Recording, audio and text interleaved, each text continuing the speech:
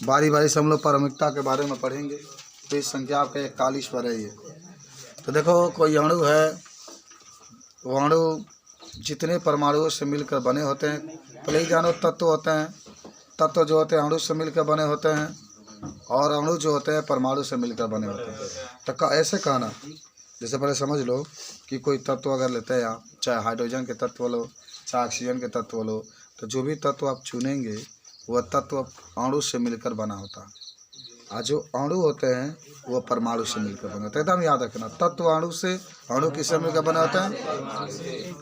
अगर आपसे कोई पूछता है कि परमाणुकता किसे कहते हैं, तब क्या कहें कि किसी तत्व के अणु, किसी तत्व के अणु। काहे हम तत्व के अणु कह रहे हैं, क्योंकि तत्व अणुओं से मिलकर ही क्या होता है, बना होता है। किसी तत्व का अणु जितने परमाणुओं से मिलकर बना होता है उसी को हम लोग क्या कहते हैं, परमाणुकता कहते हैं।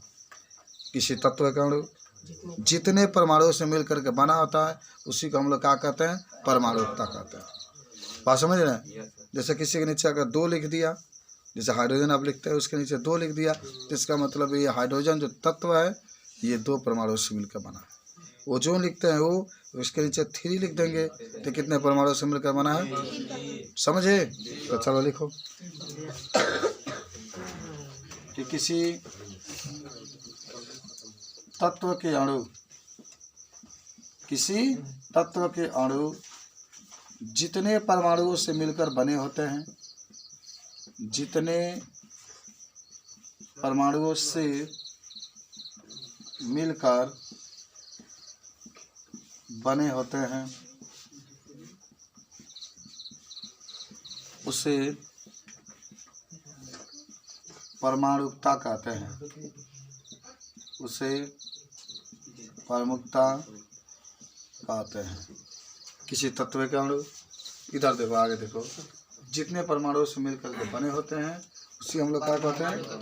अब सुनो उदाहरण में देखो, सब लोग ध्यान से सीखो, ये सब आपकी ज़िंदगी की ज़रूरत है।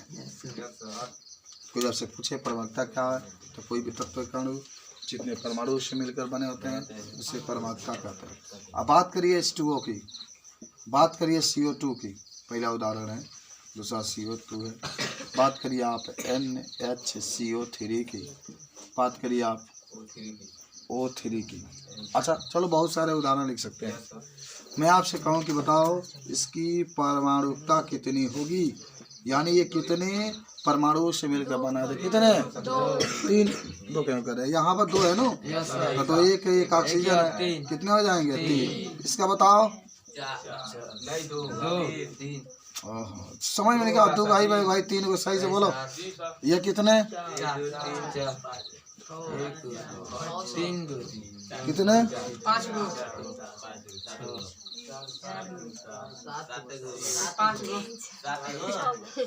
चलिए ये आपके कुल मिलाकर के 6 परमाणु, इसको एक ही न गिनेंगे। एक वो कैपिटल लेटर उसके नहीं आगे छोटा लेटर हो तो उसके एक ही तत्व मानते थे, एक ये 2, एक 3 और 3 ऑक्सीजन 6 लिखेंगे। चलिए इसकी कितनी हो जाएगी, परमाणुकता की हो जाएगी, कितना होगा, 3 होगा। अभी भी समझे नहीं आ गया, 3 नीचे अगर 3 है तो लिखेंगे, तो इसको नोट कर लो।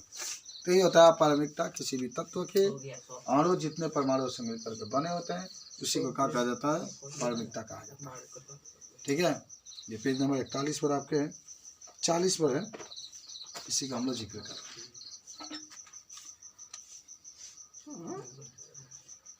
आइए सब लिख लिए। अब एक परमाणुकता में देखो, आपसे कोई पूछता है कि एक परमाणु क्या होते हैं, एक परमाणु, एक परमाणु। देखो किसी तत्व के ऐसे अणु, किसी तत्व के ऐसे अणु जो केवल एक ही परमाणु से मिलकर बना है। याद करो, जब एक परमाणु का मतलब है तो इसका मतलब वह तत्व जो होगा एक ही परमाणु से होगा, वह जो अणु होगा एक ही परमाणु से मिलकर बना। तो किसी तत्व के अणु जब केवल एक परमाणु से, देखो एक परमाणु का मतलब ही होता है कि केवल एक परमाणु से मिलकर बना होता है। अब उसके नीचे 2 3 नहीं आएगा, केवल एक ही रहेगा, तो उसी को हम लोग क्या कहते हैं, एक परमाणु। तो लिखो, लिखो सब लोग याद करना, याद हो जाएगा ना। जब किसी तत्व के अणु, जब किसी तत्व के अणु केवल एक ही परमाणु से मिलकर बने होते हैं तो उसे एक परमाणु कहते हैं। सिर्फ एक परमाणु से मिलकर बना होगा, सिर्फ एक परमाणु से मिलकर बना होगा तो उसी को हम लोग कहते हैं। जैसे कुछ उदाहरण आपके सामने मैं इधर लिख दे रहा हूँ कि आप याद रखेंगे। जैसे आपने यन्ने लिखा, यन्ने का नाम जानते हैं? सोडियम। क्या इसके नीचे कोई एक वगैरह है? नहीं है। इसका मतलब कौन सा परमाणु है? एक परमाणु है। Mg का नाम जानते होंगे? मैग्नीशियम। क्या इसके नीचे कोई परमाणु है? नहीं है सर, तो एक परमाणु का। एल्युमिनियम, यह लिख लो, तो एल्युमिनियम लिखेंगे तो बताइए इसके नीचे कोई परमाणु है? नहीं है, तो इसका मतलब एक परमाणु। के भी लिख सकते हैं, के को क्या कहते हैं? पोटेशियम। क्या इसके नीचे कोई है? नहीं है, एक परमाणु है। यह चीज लिख लो, हीलियम कहते हैं इसको, ये भी आपका एक परमाणु। Br लिख देंगे, खाली बी भी लिख देंगे, बोरान हो जाएगा। तो जब किसी भी परमाणु के नीचे कोई संख्या ना हो तो उसको हम लोग कहते हैं एक परमाणु, या ऐसे तत्व जो केवल एक परमाणु से मिलकर बना होगा तो उसे हम लोग एक परमाणु कहते हैं। ठीक है, कोई दिक्कत? सबको याद हो गया होगा एक परमाणु के बारे में। तो मैं चाहूँगा कि आप लोग याद करिए द्विपरमाणु के बारे में। द्विपरमाणु के बारे में, द्विपरमाणु, द्विपरमाणु किसे कहते हैं? तो आप सिंपल सी बात है, द्वि का मतलब कितना होता है? दो। परमाणु का मतलब परमाणु। तो किसी तत्व के ऐसे अणु, किसी तत्व के ऐसे अणु जो दो परमाणुओं से मिलकर क्या होता है? बना।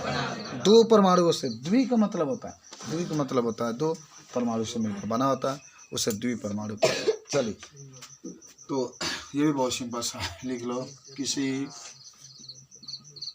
तत्व के अणु,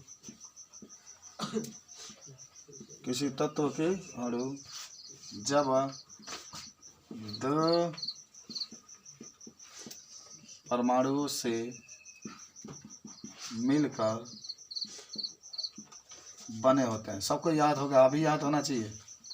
बने होते हैं तो उसे द्विपरमाणु कहते हैं, तो उसे द्विपरमाणु कहते हैं। उदाहरण में आप तो बहुत कुछ लिख सकते हैं, 1 2 3 4 आपको लिखते चल रहे हैं कि याद रहेगा। बताइए, अगर मैं यहाँ पर H2 लिखूँ, H2 को जानते हैं क्या कहते हैं? हाइड्रोजन। इसके नीचे कितने परमाणु है? 2, इसलिए इसकी द्विपरमाणु कहा जाएगा। Cl2 लिख दूँ, Br2 लिख दूँ, I2 लिख दूँ, O2 भी लिख सकते हैं आप। 5 नंबर में यहाँ पर O2 भी बना लीजिए, 6 नंबर में आप N2 भी बना लीजिए। तो सब कौन से परमाणु होंगे? द्विपरमाणु होंगे। क्यों द्विपरमाणु होंगे? क्योंकि इसके नीचे आप दो देख रहे हैं, दो देख रहे हैं, इसलिए आप इसको कहेंगे कि ये द्विपरमाणु है। ठीक है, आइए आगे बढ़ते हैं हम लोग। त्रिपरमाणु अणु, त्रिपरमाणु अणु।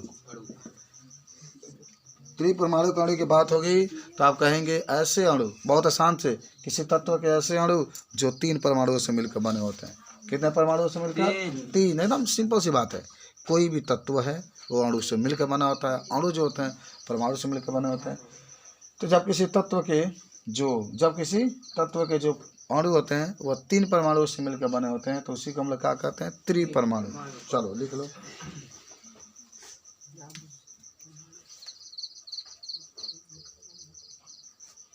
ऐसे भी लिख सकते हैं कि जब कोई यौगिक 3 परमाणु परमाणुओं से मिलकर बना होता है तो उसे त्रिपरमाणु कहते हैं। तो उसे त्रिपरमाणु कहते हैं।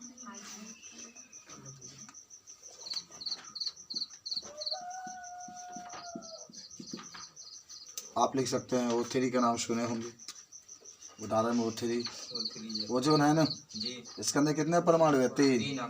आप H2O लिख सकते हैं, जल है, कितने परमाणु हैं? 3। आप यहाँ पर कार्बन डाइऑक्साइड लिख सकते हैं, कितने परमाणु हैं? 3। आप सल्फर डाइऑक्साइड लिख सकते हैं, 3। तो त्रिपरमाणु वाला भी आप याद कर लीजिए आज, कोई दिक्कत होना नहीं चाहिए, ठीक है ना। अब आइए त्रिपरमाणु के बाद चतुष्परमाणु। चतुष्परमाणु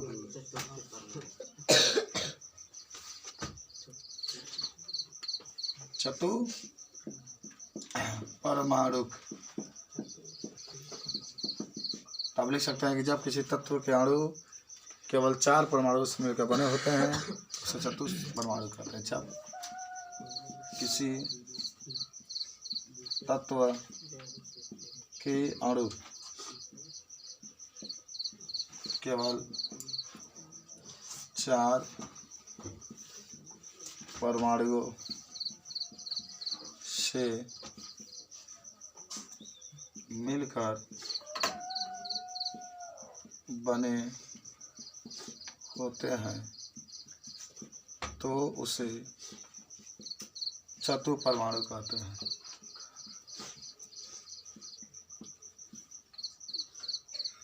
तो उसे चतुपरमाणु कहते हैं। अच्छा, उदाहरण में आपको खूब अच्छा किताब में लिखा है फास्फोरस। फास्फोरस सबको याद होना चाहिए। फास्फोरस को लिखते हैं P4। फास्फोरस को क्या लिखते हैं? P4। बताओ, 4 है तो 4 का मतलब कितने परमाणु से मिलकर बना है? 4। और आपने 4 परमाणु चतुष्परमाणु कर ही रहे हैं। उसके बाद से देखो, आ जाओ नेक्स्ट, बहुपरमाणु। बहुपरमाणु तो बहुपरमाणु को याद होगा कि जब किसी तत्व के अणु बहुत अधिक परमाणुओं से मिलकर बन रहा है।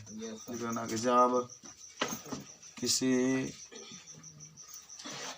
तत्व के अणु बहुत अधिक परमाणुओं से मिलकर बने होते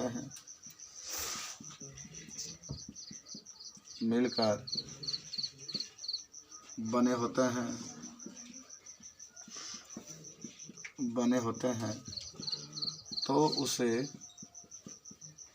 बहुपरमाणु कहते हैं। तो उसे बहुपरमाणु कहते हैं। आप उदाहरण में लिख सकते हैं बाबू, सल्फर। हाँ, S8। इसको हम लोग पढ़ते हैं सल्फर 8। सल्फर 8 शायद आप सबको समझ में आ गया होगा कि क्या होता है बहुपरमाणु के बारे में।